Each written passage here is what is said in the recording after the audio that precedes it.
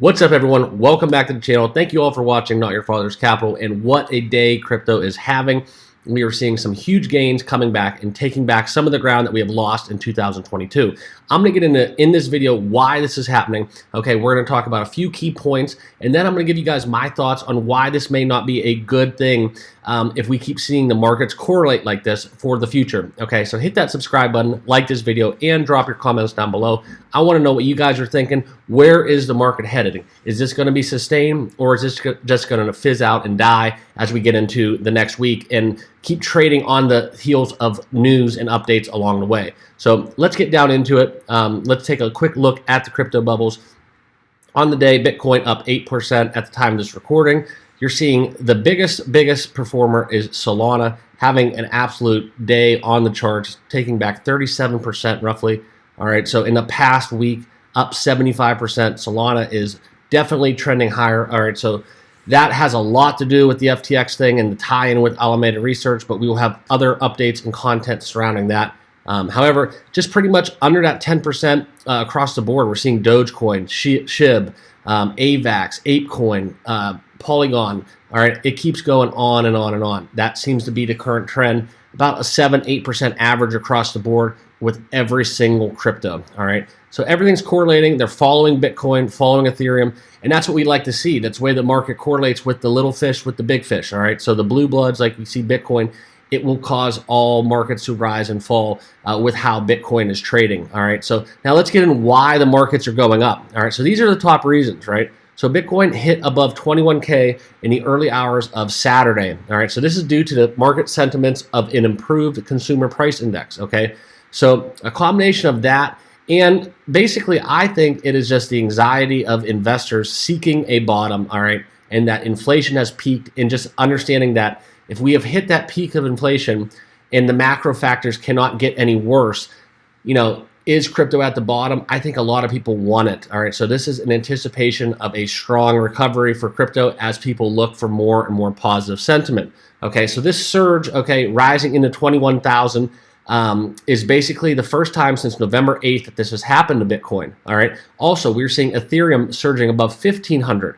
Okay, and now with that happening, Cardano and Dogecoin basically have came along for the ride. All right, so both are up over 11% in the last 24 hours, and Cardano is currently trading at 36 cents at the time of this recording. All right, and Dogecoin is starting to sniff that 10 cents resistance that we have seen, and that level has been untouched since back in November of 22.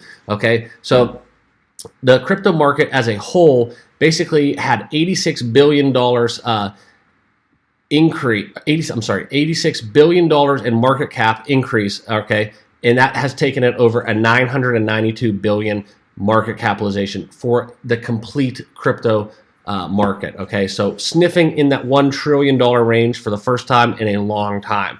All right, so not only are we seeing inflation numbers decline, according to economic analysts, okay, we are seeing that this should slow down the interest rate hikes. Okay, so that will increase and boost the risk in volatile assets such as crypto. All right, so these were already riding the wave of the increased jobs data over the past week, but having more and more sentiment come across from the Fed, from the slowing of interest rates, that can only help the cause. Okay, so now let's talk about just how this happens and what is going to affect crypto long term. All right, so this is basically talking from Sean Farrell, head of digital asset strategy at Fundstrat, explaining that crypto assets performing well following a softened CPI print. Okay, so he is giving his opinion on how crypto's correlation to the macro is not going away anytime soon. Okay, so not only are we going to take this with a grain of salt, and as investors, we also have to know that the absolute bottom might already be in for crypto.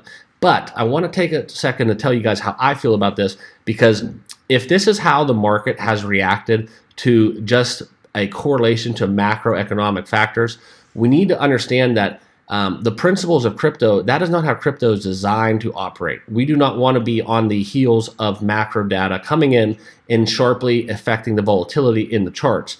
Okay, we are supposed to be operating conversely and inversely related to inflationary data. Okay, so if crypto is truly the hedge against inflation, when we see the institutional side of things causing a chain reaction as macro factors change and then crypto follows right in suit, that's not necessarily a good thing for the long-term health of crypto. All right, it's good when we're doing green and we see it in our wallets and we see positive days. However, for a long-term organic growth of crypto, it's not necessarily 100% the best thing for crypto. So that's all I got for you guys. Thank you all for watching. Hit that subscribe button if you have not joined the family, and we will see you all in the next video.